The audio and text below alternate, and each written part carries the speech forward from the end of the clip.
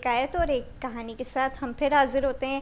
آج کی ہماری آیت ہے بسم اللہ الرحمن الرحیم، سورہ بقرہ کی آیت نمبر 94۔ اس میں خداوند عالم فرما رہا ہے کہ خود کو اپنے ہاتھوں سے ہلاکت میں مت ڈالو۔ اس میں ایک بچہ ہادی ہوتا ہے جو پارک میں اپنے دوستوں کے ساتھ کھیلنے جاتا ہے، اور پھر ہادی اپنے دوستوں سے کہتا ہے کہ آؤ آؤ اور آگے بڑھتے ہیں، پہاڑ کے اوپر چڑھتے ہیں۔ تو اس کے دوست کہتے ہیں نہیں ایسا مت کرو، وہ بہت خطرناک پہاڑ ہے، اس میں مت چڑھو۔